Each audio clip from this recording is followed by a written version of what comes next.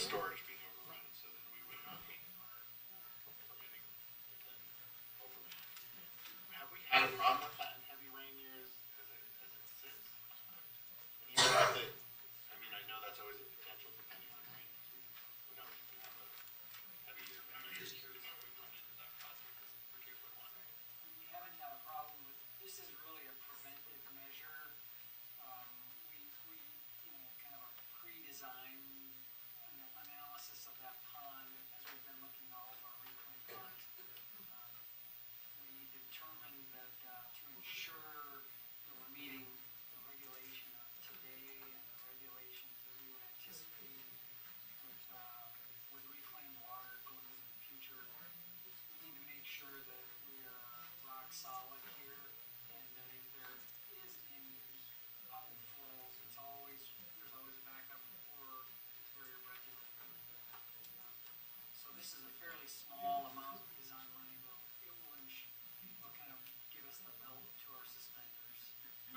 I think that's great information. I was curious, especially after we just did that tour and they talked about this a lot, so that background that we were able to gain was also good. So thank you very much.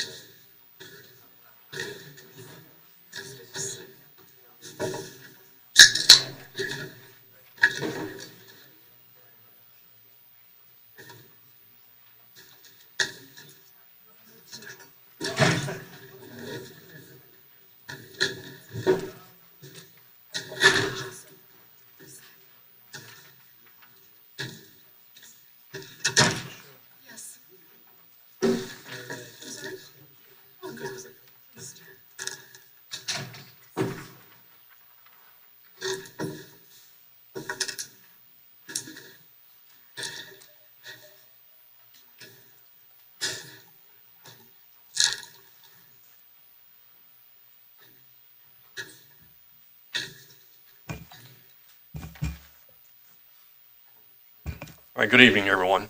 Welcome to the January 13th, 2020. Hard we got there already. Anyway, please rise and join with us in the Pledge of Allegiance. And for those who have interest, there are flags in both the front and the back. I pledge allegiance to the flag of the United States of America, and to the republic for which it stands, one nation, under God, indivisible, with liberty and justice for all.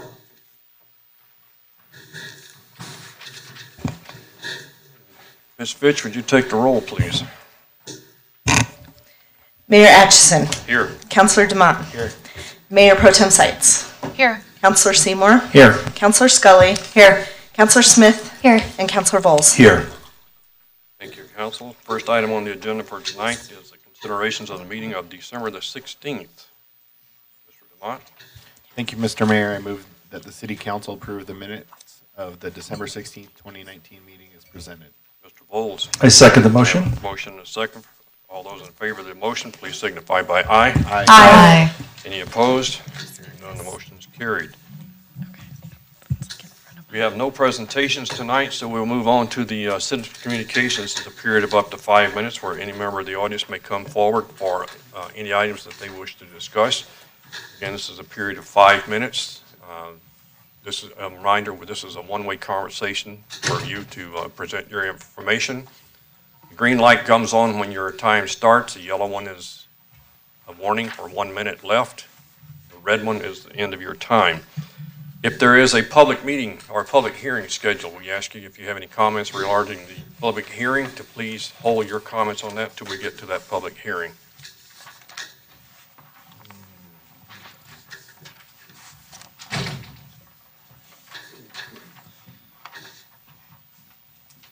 Ms. Langhoff.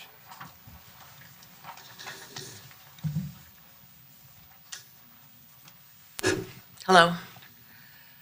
I have two issues to talk about tonight that have been ongoing for so long. It just breaks my heart. The first issue is the problem with the water pressure in our community. I live in Franklin Square, which is just north of the Westminster Mall, old Westminster Mall, new town, city central or something like that. The water pressure in our neighborhood and their surrounding neighborhoods has been so low for so long that our energy efficient appliances don't work. It often falls below 30 psi. I've talked with other cities and they find this to be just shocking, and I have to agree. We've been frustrated with it for a long, long time. Keep hearing about how our water system is so great, feel pretty bad about not being treated the common way with all the other citizens. Would really like this fixed. Was told with the new Westminster Mall area being redeveloped that the water pressure was supposed to go up. Haven't seen anything. I'm waiting for an answer on when it's going to happen. That's my first issue. Comments? Go ahead. Go ahead? Oh, I was hoping someone would have something to say. My next issue actually hasn't been ongoing for as long, but it's been since Westminster Boulevard was created. That street now has the noise level, and I know you did a test on this because I had them do it in my backyard. The noise level is that of a highway. So 12 yards from my home is a highway. And I was hoping that with the redevelopment of the city of Westminster, and I brought this up several years ago, that we would get funding from some of the developers who are going to make a lot of money on this, that we could maybe put up some noise fences or something to alleviate the frustration in our neighborhood. And I was invited to be on a task to talk about the traffic patterns and that sort of thing to make sure that it was hospitable to everyone. And I was happy to do that. Of course, noise was not necessarily considered or was thought of and forgotten again. And so I would like to know what we can do about that. Okay. Ms. Langhoff, we have your information. We'll have someone from staff contact you with that. But we don't try to answer these here at the time you present them. Okay. I've met with people several times. I would really like to meet with someone who is going to take interest in the concerns. I've talked with the water department. The water department says it's just basically is what it is. My water rates went up just like everyone else's. I'm an incredibly frustrated citizen at this point. If nothing else, we should at least have a discount on our water since it's not getting to us the same way everyone else gets it. Granted, we're drinking it, so we're staying alive, thank you. But incredibly, incredibly frustrated at this point of just talking with people and not having anything be done. Just want to let you know that. Okay, thank you. Ms. Buckley?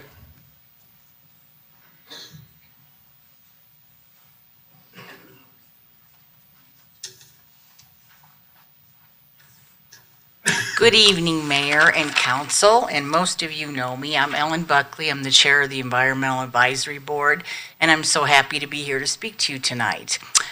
And I understand Councilor Volz had shared our letter with you at last week's study session, so I just want to expound on a few points. But first, I want to introduce a couple of other board members who are here. Chris Stimson and Linda Allison are also here. So we urge you, the first thing is we urge you to support the 2004 landscape regulation update that city staff is proposing, and that will conserve water in new and redevelopments. And water conservation is one of the top priorities for residents. We've heard this over and over again. They're very concerned about water conservation and where will we get water in the future.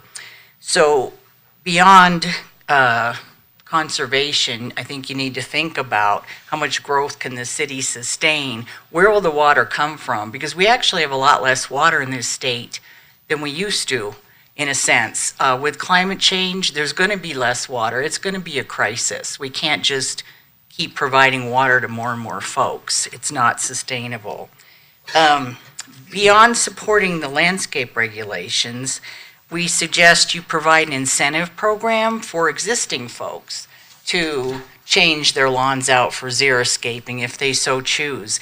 And some cities do this by giving a rebate on the water bill, like X amount per square footage or yard of lawn that gets removed.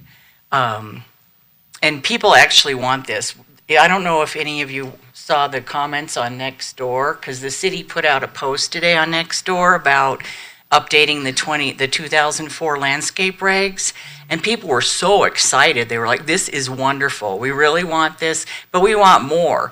We want the city to do more so existing folks also get some help. And also, there was a lot of concern about HOAs, and HOAs preventing folks from having xeriscape. So anyway, that's one thing. Composting is another issue I want to hit on. 70% of what's in landfills is organic material. And I don't mean organic like raised without pesticides. I mean wood, paper, food, yard waste is a huge one. So methane contributes to climate change, obviously, and organics in landfill is the main source of methane in landfills. So we need to divert way more than we do. We don't divert near enough in this city. It's shameful, really. So the idea would be curbside pickup. And we understand there's issues with markets for composting, but that I know the state is trying to work on that some. The city should too. And ideally, there would be curbside compost pickup. That's the best, but we don't always get what we want right away.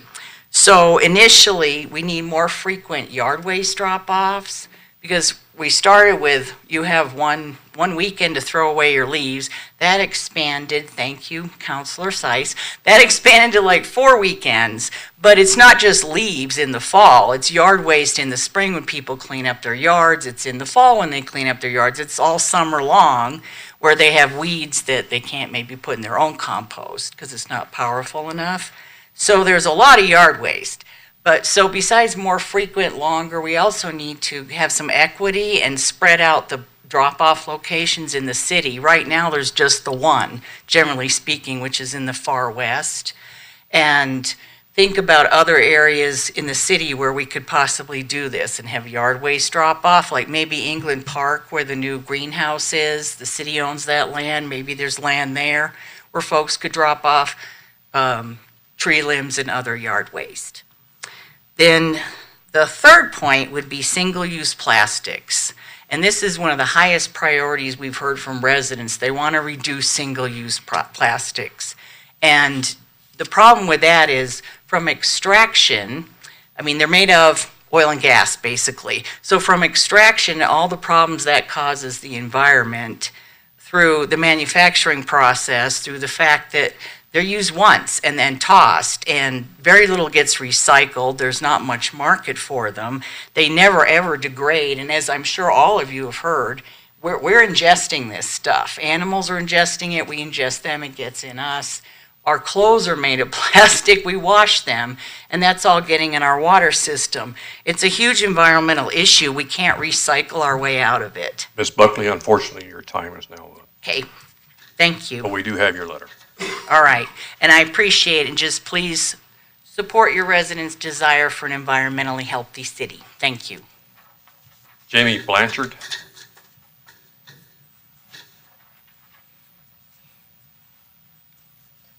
Good evening. I actually think that maybe I need to go later. I wanted to discuss the resolution number 2, consent to continue support of initial resettlement of refugees. Is that correct? No, that's not a public hearing item. Oh, But okay. you can do it now. Okay. Thank you. So thanks for having open comments. So my name is Jamie Kaler Blanchard, and I've lived in Colorado my whole life and in Westminster since 2012. And I'm here to express my support and ask the council members to vote in favor of resolution number 2, consent to continue support of initial resettlement of refugees in Westminster. Refugees bring vibrance to their communities. They bring skills, they create jobs, they pay taxes, they open businesses, and they contribute to the overall well-being of the communities in which they live. They may have fled violence and persecution, but the assets that they bring enliven the communities where they live. Offering refuge to those fleeing war and persecution is a central part of who we are as Americans, and I urge the City of Westminster to embody those values and remain a welcoming place. I work at a resettlement agency, and I love the work that I do and the people that I meet through my work, my coworkers, our clients. The number of refugees resettled in Westminster is actually very small, so the impact is hardly anything at all, but just maintaining the welcoming spirit of Westminster so that if any refugees did come here, then they would be welcomed and they would be supported and helped by their resettlement agencies during their first few initial months. They get jobs very quickly, they attend English, they learn English, and so that is what I ask. Thank you. Thank you, ma'am. Mr. Baker.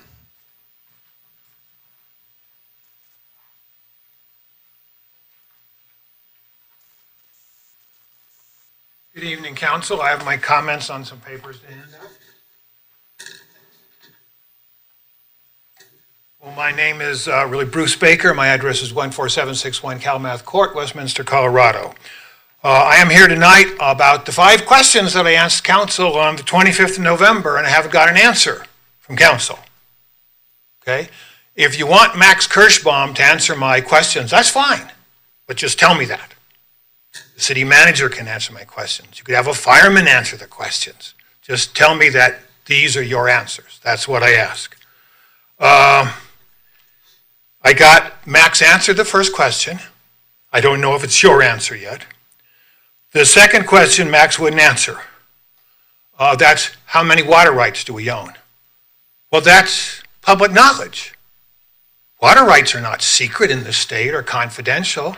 For goodness sakes, we have a water court that makes hearings on it.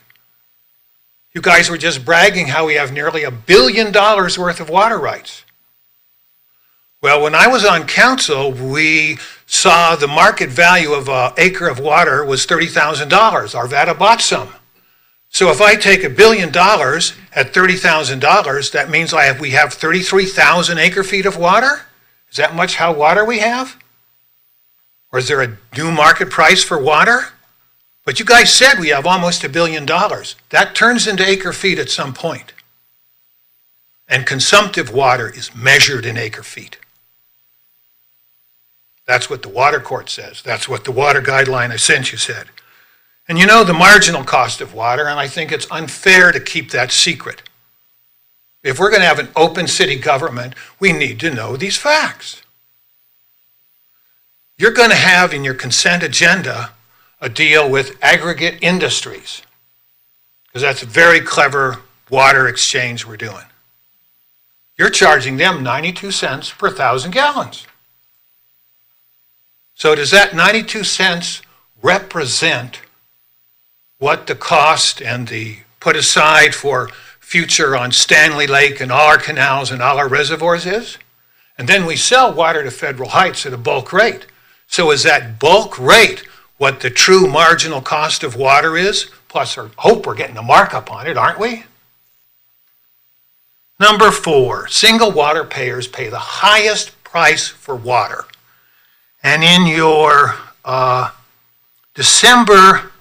November 18 study session, you said that 95% of our water users are single family. and the other 5% are the rest. And in your December 9th meeting, you said that single families pay 60% of all the costs and the other users pay 30, and then there's 10% we get some other way. Well, the way I calculate it using your numbers, if 95% are single family users and they use an average of 96,000 gallons a year, that means that the 95% of single family users in our city use 3 billion gallons. And if you take the CFR number, these are all on the paper I handed out. If you take the CFR number, it said that we made 6.6 billion gallons of water, which means that single family users used 3 billion gallons, and those other 5% users, they used 3.6 billion gallons. Well, why are the single families who didn't use half the water paying 60%, while the other people who used way more than half the water paying only 30%? That seems quite unfair and odd to me. And then there's the whole thing about conservation. You say the tier system is for conservation, but there's no tiers on the other users, on the commercial users. There's no tiers. Some of them use unbelievable amounts of water. And then lastly, how can other agencies provide safe, quality, reliable, compliant water for a fraction of what we pay? Broomfield, $3.28. Arvada, you can use up to 60,000 gallons of Arvada a month, and you only pay $5.16 at the top rate. Denver, my goodness, $5.66, top rate. You guys should be the decision makers of this city, because only you're accountable to the people. And if you don't know the details, all you are is important royalty entertaining the public. And the city's run by an elite club of insiders. You should run the city. Thank you for your time. Mr. Farb. Thank you, Alan Farb, 4810 West 102nd Avenue. And I want to thank staff and counselors for being here tonight and for the job that you do. I know that oftentimes it's a thankless job, but I do thank you for it. One of the previous speakers, I am talking about Part 10B, the resolution to consent to continue to support the initial resettlement of refugees in Westminster. I'm hoping that tonight you will approve that and join with the state of Colorado, the counties of Denver, Jefferson, and Arapahoe counties, along with the cities of Aurora, Centennial, Littleton, and our neighboring Arvada. Thank you for approving this important, most important, and welcoming resolution. Thank you. Mr. Work.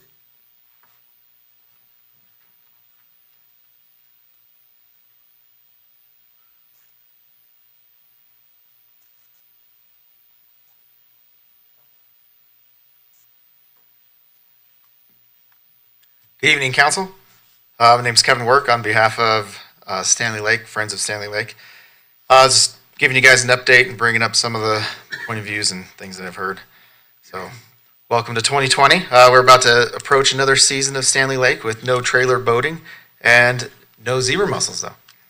And with the record number of boaters visiting other lakes in Colorado, they also have no zebra mussels or invasive species to report. Some of the concerning data that we feel is being cherry-picked by the city that's helping persuade their decision is that over 80 boats were intercepted this year at the lakes Colorado that had invasive species on them. But if you break those numbers down, it's not clearly as bad as it appears. The overwhelming majority of those boats voluntarily went to one of the 72 decontamination stations in the state to get decontaminated before going to the lakes. And the boats that were found on the ramps, those were new boat owners and boaters passing from East Coast to West Coast, but they all had one thing in common: they were uneducated. They just didn't quite know the severity or the clean, drain, dry, because they don't have those regulations where they were coming from. All that being said, it just shows that the system currently in Colorado is working. They have boater compliance. They have boaters willingly wanting to keep water safe, and it's working. And Stanley Lake's system before the closure was even more robust than that. And that being said, getting a lot of pushback on how we didn't pursue one boat, one lake more. And a couple of the things with that is if no boat left for any reason, why wouldn't that be 100%? If a boat had to leave, 34 days quarantine plus the 14 other layers that we have submitted. So we'll be working on a formal packet and solution to submit that at a later cost. There's EPA ways to get fuel in and keep any contaminants from ever touching the soil at Stanley Lake.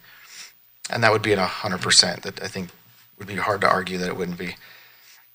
I had a chance to talk with Max Kirschbaum last week, and during our talk, I asked him, I had a few questions about a few of the solutions that we never heard feedback from the city, and he didn't have much to say about it, and it was because I believe it was the first time he was hearing about it. So that's just really discouraging, and it feels like the city failed to hear from the boaters the viable solutions that we're submitting to try to get feedback from. It just feels like you just dismiss any evidence that just doesn't fit your agenda. It feels that the city is leaning people in a certain direction and not hearing from the people who have opposing viewpoints. And you think that you're doing this for the good because it fits. It fits what your situation is. And what you don't understand is that you need to let these ideas play out. And if you don't do that and let the people play out the pros and the cons and what's right and wrong, then you don't get real discourse. And if you don't get real discourse, then essentially you have a dictatorship. And government, even city government, is set up so you can challenge the people in power and put in checks and balances. And we believe that this is one of those cases where we can find a solution. Boaters are really discouraged that we never had an advocate from city staff on behalf of boaters. It feels like everyone we talk to doesn't know, or just there's no one advocating. And that's also really discouraging, seeing that some of the people making the big decisions were former Parks and Rec department heads, and still we didn't feel like we got a good representation in the meetings that mattered on behalf of boaters. And it's really easy to ban something when you never hear the other side. And I know the ban was an easy thing to do, but it wasn't the right way to manage this resource. And the boaters are asking that we just get an honest commitment when we submit our proposal that you guys are open and fair and give us feedback. Thanks. Pat Hamilton.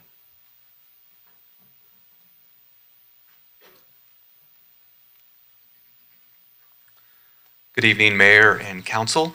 My name's Pat Hamilton. I don't live in the city. I am an employee of Adams 12 5-star schools, Chief Operating Officer. So I'll report my address is 1500 East 128th Avenue in Thornton, Colorado. I just wanted to take a moment here to thank you all for your ongoing and continued partnership with Adams 12 5-star schools. In particular, I wanted to also thank Nicole, and I hope I don't butcher your last name, Nicole Ankeny, for all the work we've been doing on on one of the IGAs you're going to consider this evening with the city. The addition to, or the decision to add funding and scope to our projects and across this bond was one we made early on when we realized that we had really rushed the scope of this bond because we were trying to get a package put together in about 6 months, and it typically takes about 2 years to put these scopes together. So there were some things that we missed. One of those things that we missed was we wanted our existing structures in our schools, and this Arapahoe Ridge and Cotton Creek are great examples. So we wanted the existing structure of those schools that's been there for 20 years in some cases to match the new additions that we were building in those schools. So that means bringing things like the new flooring, solid surface countertops, those types of things into the older part of that building, so it was a point of pride for the community. Other things that we added to the scopes of the projects were things like, this was after we actually started the bond projects, but we added a secure vestibule project to every single school in our district now. So that comes at a cost of about roughly $75,000 per school to provide additional security for our schools. At Arapahoe Ridge, we added a new shade shelter for the playground. At Cotton Creek Elementary, we're actually getting ready to add an additional $200,000 in scope this summer to replace a bunch of the sod and the play surface. So in the play areas themselves, we do try to have either an artificial product that we're using or natural play surface. That play surface at Cotton Creek right now is really not playable for the kids. It's in poor condition, so this summer we'll be tearing all that out and making something that we think looks nice for the community as well as a play surface for our students. So those are examples of some of the things that we've done to our schools. I have a longer list here too. So just wanted to thank you very much for your continued support and our partnership with the city. We appreciate it very much. Thank you. At this time, that concludes everyone who has signed up for the public comment period. If there's anyone who was missed and would like to come forward this time, please do so. Seeing none, we'll close that portion of the meeting. We'll open this up now at this point to report of city officials. Mr. Tripp? Council, any comments, items that you'd like to bring forward? Ms. Scully? Thank you, Mr. Mayor. Thank you for everyone who attended tonight, and for those of you who came up and expressed your opinions during the public comment, thank you, because it's really important to hear what you have to say. This is really your opportunity to talk to us, and we are listening. So please be assured of that. This week, I had the great opportunity to attend the Parks Rec Library Open Space meeting, as well as the Broomfield Westminster Open Space Foundation meeting. And these are two boards that report to our city, that are part of our city council. And I just wanted to take a moment to encourage our residents that if you want to be involved, a great way to be involved is to just come to our boards and commissions meetings and just listen and be a part of it. There's usually a time for public comment. And it's a great opportunity, a great way to learn about our city. So that was my only report for tonight. Okay, thank you. Ms. Seitz? Thank you so much, Mr. Mayor, and I have to agree with Councilor Scully. Thank you to everyone who took the time to come and advocate for their neighborhoods or for different communities or for the environment in our city, to let us know what you're not pleased with and where you think we can do better. It does help us, and I have to say community engagement's a cornerstone of any successful local government. Tonight is our first city council meeting of the year, and it's, looking at our agenda, it's a great agenda because it's a lot of the stuff that chip seal, to fix our streets, making sure we're working on stormwater, but also working on inclusivity. I'm excited to have the opportunity to vote tonight to support that Westminster accepts refugees, continues to accept refugees, and they can have the wraparound services that they need. I really appreciate hearing our Environmental Advisory Board come and give suggestions on how we can be a more sustainable community. So just want to thank everyone. I'm excited to go into the new year listening and working together. So thank you. Mr. Bowles? Thank you, Mr. Mayor. I also want to thank everyone for being here tonight, and I want to thank the members of the Environmental Advisory Board for sharing your thoughts and what we can do better and what you've heard from residents around our city. So thank you for being here, sharing a letter with council. I think it's a great way to start the new year. So thanks again. Some of the issues you've mentioned, I think staff have begun to work on, so I think we'll get a report on that, a little update in the future about some of the issues that are in here that are already kind of beginning the process. So thank you very much. And then everyone who spoke on resolution number 2, the resettlement of refugees, thank you for being here. We do want to be I believe we want to be a welcome, open community, so thank you for being here tonight. And then I had one quick introduction. We have somebody who's new in our audience, who I had a pleasure of meeting with last week with a couple board members, but it is Luigi Guadalarama. Is it? Thank you very much. Luigi is the Advocacy and Community Organizing Manager for Growing Homes. So thank you for being here, and thank you all for being here.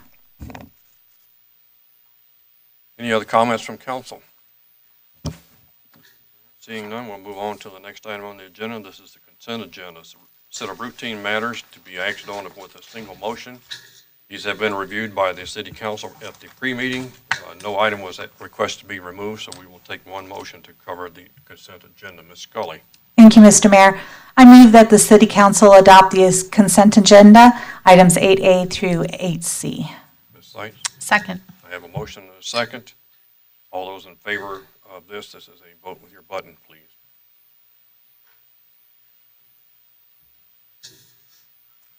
Motion carries on a 7-0 vote. Next item on the agenda is item number 9. We have no appointments and no resignations from any of the boards tonight. First item up is item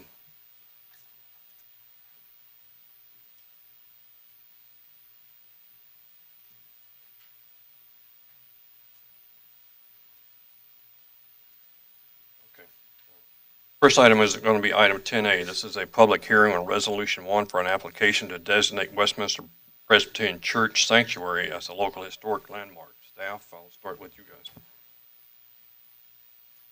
Mayor, we've submitted a written report. If the council has questions, we're available to answer questions. If you'd like to see a short presentation, we can also do that. Council, it's your choice. Is there anything you want to see on this? If there is a presentation, you want that presented? I'd like to see the presentation. All right, let's give them a second to get set up.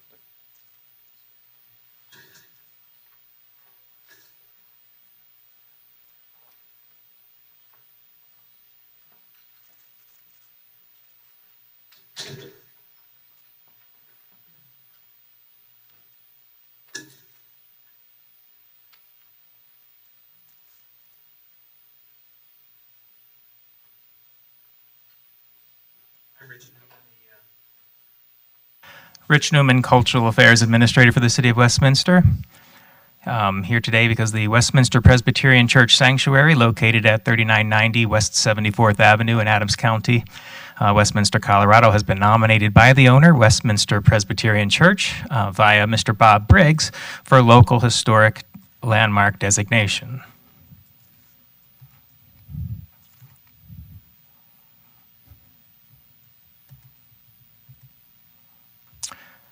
Pursuant to Section 1113.7 of the Westminster Municipal Code, notice of public hearing was published in the Westminster Windows January 2nd, 2020 edition. The agenda for this public hearing was also posted on the city's website and in the lobby of City Hall. A public notice sign was posted at the church on January 2nd, 2020. The Historic Landmark Board was established by City Council in 2003 for the purpose of preserving the city's social, cultural, historic, and architectural heritage.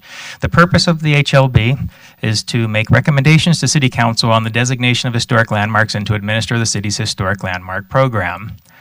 During a public hearing on November 27, 2019, the Historic Landmark Board, HLB, determined the Westminster Presbyterian Church Sanctuary met the criteria to be designated as a local historic landmark pursuant to Section 1113.5 of the Westminster Municipal Code.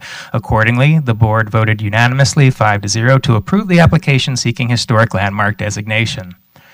As due process per the Westminster Municipal Code, the board issued Historic Landmark Board Resolution number 2019-05 recommending to Westminster City Council that the Westminster Presbyterian Church Sanctuary be designated as a local historic landmark. The resolution identified the particular features of the structure recommended for preservation and provided the legal description and location of the property.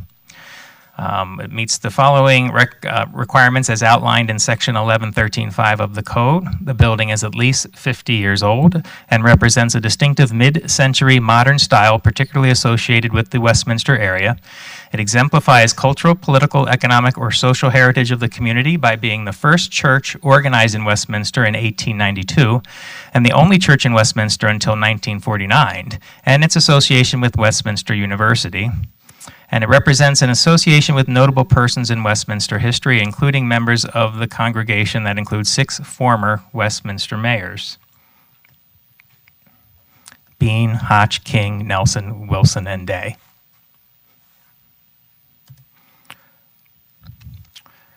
Here you're seeing some slides from the outside of the property. During the Historic Landmark Board hearing, staff recommended that the following features be preserved: the sanctuary in its original condition, windows and entryway configurations, the steep peaked roof line, the stained glass windows and exterior crosses, raised brick planters, the red brick exterior, and the brick pony walls, or the half walls that extend partway from floor to the ceiling used to divide the spaces. and all other exterior features when it was built in 1957. Again, just some additional views of the outside of the church.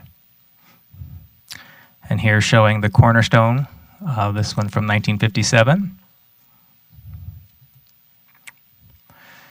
And the inside of the sanctuary, very little has been done to alter this interior. More angles from the inside. And these are original trees from when the property was built.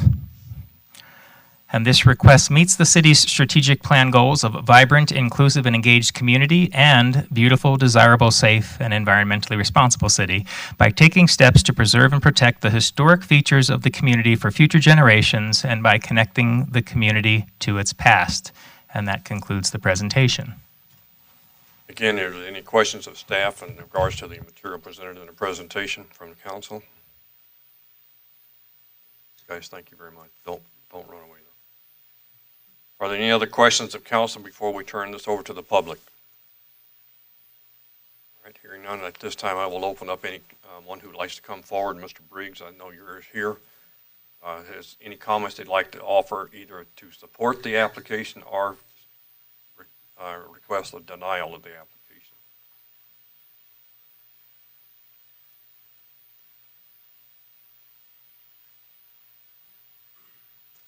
Good evening, Mayor and Council. I'm Bob Briggs, and I'm a resident of 5729 West 115th, and the immediate past chairman of the Westminster session. When I was a member of session is when we started this process. As Rich mentioned, we were the only church in the city, and we were Westminster before Westminster was by almost 20 years. So we're the oldest organization that uses the word Westminster in their name. And so we think there's a lot of historic landmark reasons. Those two trees that you've seen in the front, those cedar trees, they were at the front door of the original church building that was built on that property, and in 2022 we will have owned that property 100 years. And that church building was built in 1925, and we tore it down in 1981 because at that point there wasn't any historic support, and it was out of date. And you all, representing the city fathers, had said that it had to be brought up to date, and we couldn't afford to do that, so we tore it down. But that's where the original building stood. And the only side thing you need to know about the building that we're landmarking is if it had been done on time, my wife and I would have been the first couple who gotten married in it. But it was late, and so we got married at another church. So do you have any questions that I might be able to answer for you? Council, does anyone have any questions of Mr. Briggs? Thank you, sir. Thank you. I appreciate your consideration. Are there any comments either for or against the application that you'd like to come forward at this time from the public? All right, seeing none, we'll close the public comment period. Staff, final recommendation.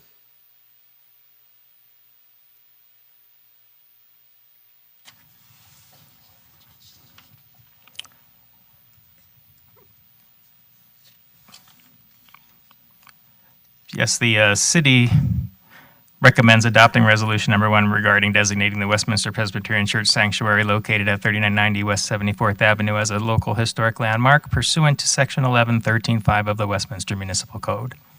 Okay, thank you much. Mr. DeMott. Thank you, Mr. Mayor. I move to adopt resolution number 1 designating Westminster Presbyterian Church Sanctuary located at 3990 West 74th Avenue as a local historic landmark pursuant to the Section 11-13-5 of Westminster Municipal Code. Ms. Seitz? I second. I have a motion and a second. Is there any other discussion? Ms. Smith, did you have a comment or question? I'm ready to vote. Oh, you are, okay. I just wanted to, Go ahead. I'm sorry, I just wanted to quickly say thank you for putting this proposal forward and giving us all the opportunity to learn a little more about the history. So thank you. It was the most interesting part of our packet this week. So thank you so much. And if I had known you and Shirley were almost married there, that alone might have been enough. So. Ms. Scully? Thank you, Mr. Mayor. So landmarks in our city are just so important. They preserve our history and remind us of where we've been and keep us focused on where we might be going next. And so thank you for bringing this forward and giving us an opportunity to grant another historic landmark. There are many buildings in our city that are deserving, but this one is certainly one of the most. Thank you. Other comments from council? Seeing none, this is a roll call vote. Ms. Fitch, if you would, please. Mayor Atchison. Yes. Councilor Demott. Yes. Mayor Pro Tem Sights. Yes. Councilor Seymour. Yes. Councilor Scully. Yes. Councilor Smith. Yes. Councilor Bowles. Yes. Yeah, I still need two more up.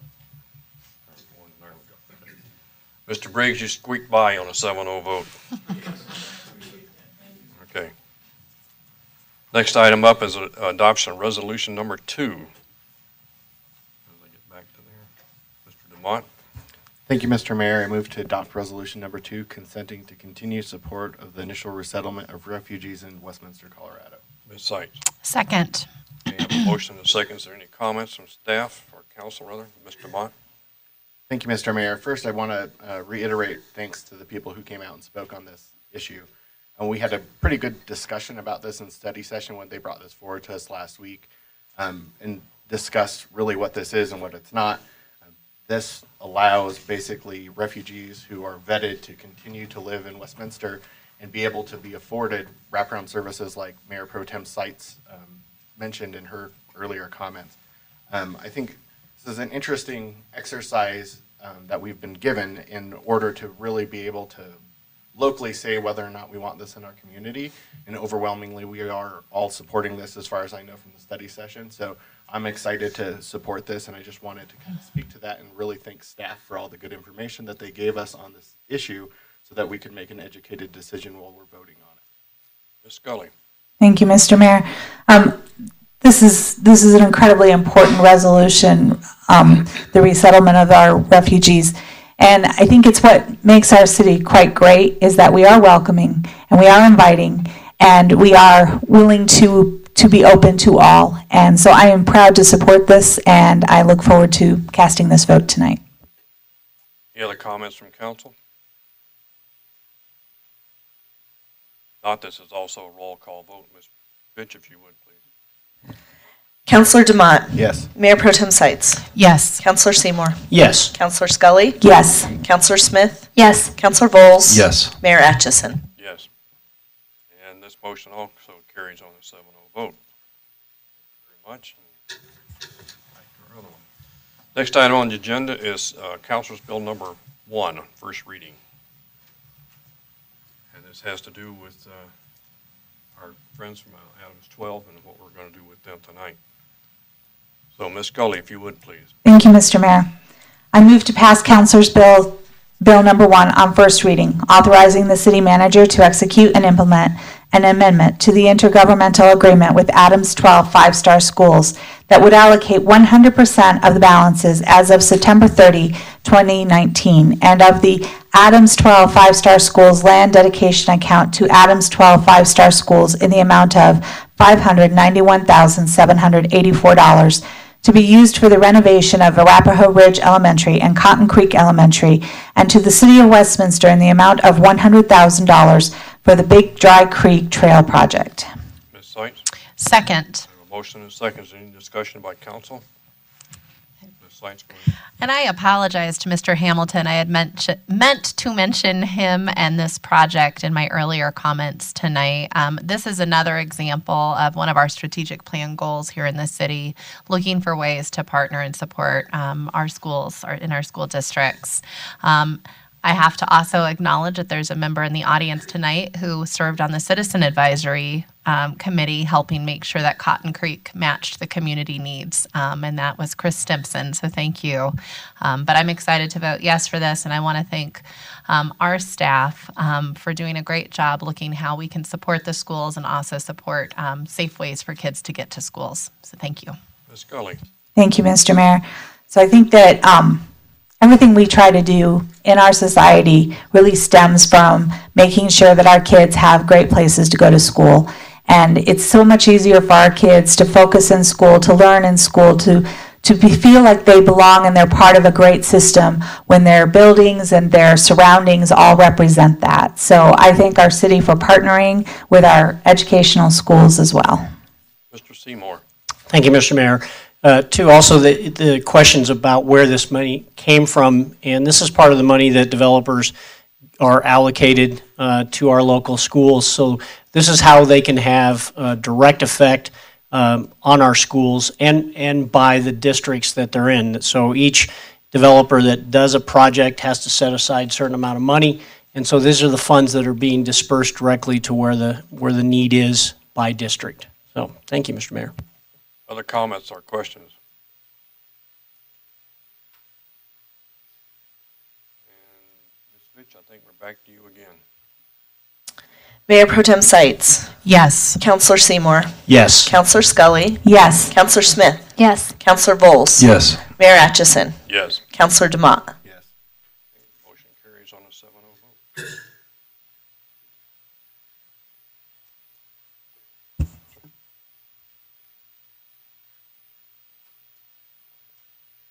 The next item is item 10D. It is authorization to execute a contract with Amoot Point Construction Company. Ms. Scully. Thank you, Mr. Mayor. I move to authorize the city manager to execute a contract with A Moot Point Construction Company, Inc. in the amount of $130,000 for the 2020 open drainage maintenance project, plus a contingency in the amount of $20,000 for a total authorized expenditure for this contract not to exceed $150,000, and bringing the total authorized expenditure for all city contracts with A Moot Construction Company to an amount not to exceed $400,000. Mr. Bowles. I second the motion. I have a motion and a second. Is there any discussion or questions by council? Seeing none, this is a vote with your lights, please. And this motion carries on a 7-0 vote.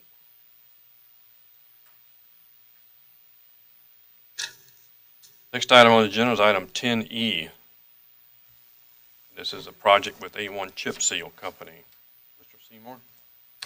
Mr. Mayor, I move based on the recommendation of the city manager to determine that the public interest would be best served by accepting the second low bid from A1 Chip Seal Company for the 2020 asphalt pavement crack seal project in the amount of $481,000 and authorize a contingency in the amount of $48,100 for a total authorized expenditure not to exceed $529,100. Mr. Bowles? I second the motion. I have a motion and a second. Is there any discussion or comments from council?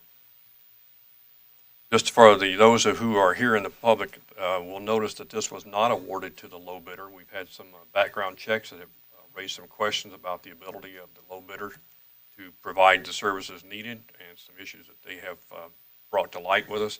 Therefore, this went to best quality of service that we can do.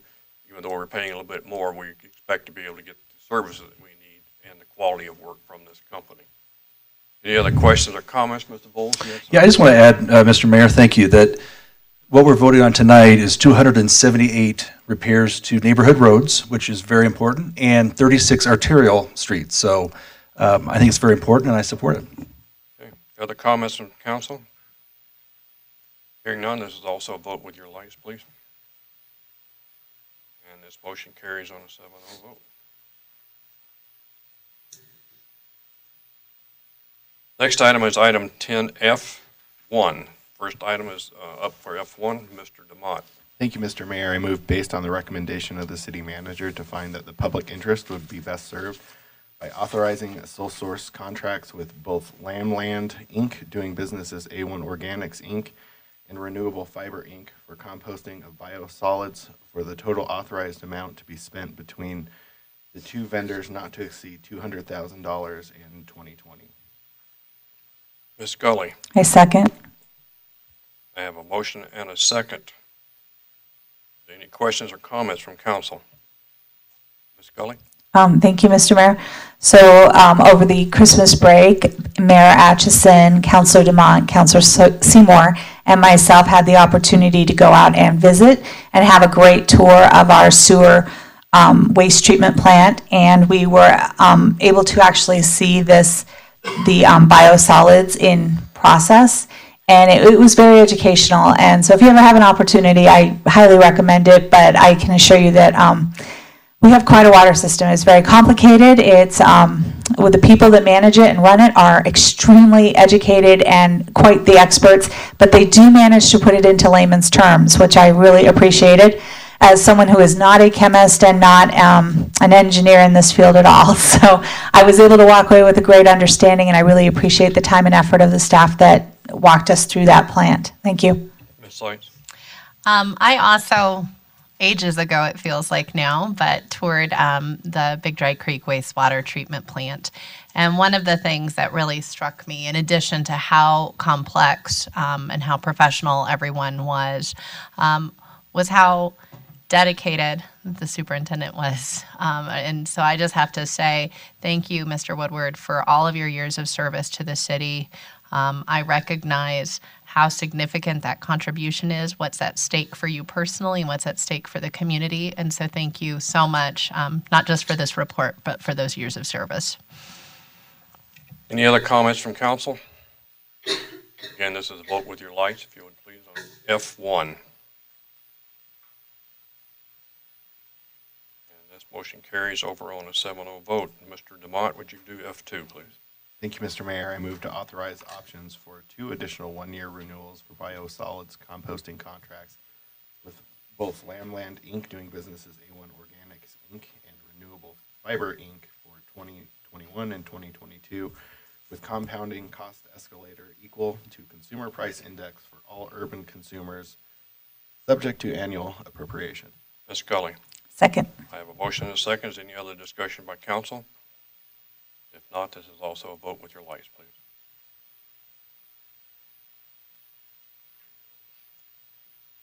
Need one more. Somewhere. All right. Motion carries on a 7-0 vote. Similar to the comments that council has made about what we've seen over at the facility, and I know he hates being recognized in public, but I'm going to ask him to do it anyway. Mr. Woodward is retiring in a couple of days with 38 years of service to the city, managing our water plant, overseeing the safety of the water that's produced for our citizens. And it's leaving some darn big shoes to be filled. And Max, I hope you can find somebody who can wear something that big. But the group has been here. Tim was promoted to superintendent in 2000, and during this time he was involved in the construction and improvements of the reclaimed water treatment facility, which totaled over $30 million. His leadership and insight has helped make the reclaimed water program what it is today and recognized not only locally but regionally and nationally as one of the largest metro water reclaim system in the state of Colorado, and of very high quality. We see a lot of praise and information that comes in. Tim, thank you for all your dedicated service. We do appreciate it.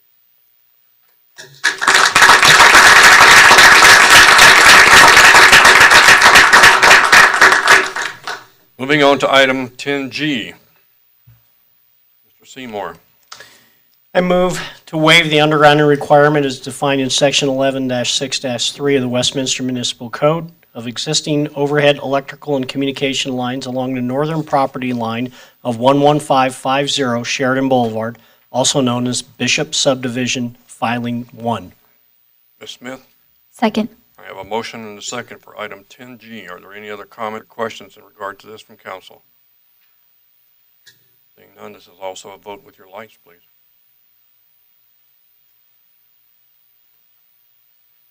Okay, the motion carries on a 7-0 vote. Next item on the agenda is authorization for expenditures with HDR Engineering. This is item 10H.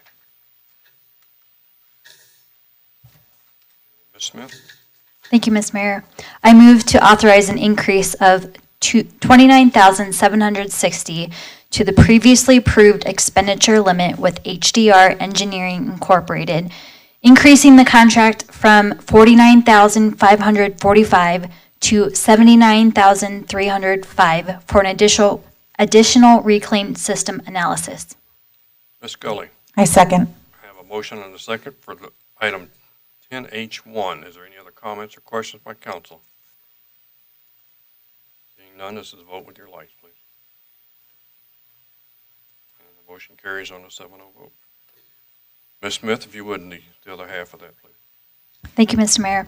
I move to authorize a sole source engineering services contract with HDR Engineering Incorporated for the reclaimed pond alternatives analysis in an amount not to exceed $29,760. Ms. Scully, I second. I have a motion and a second. Are there any other questions from council?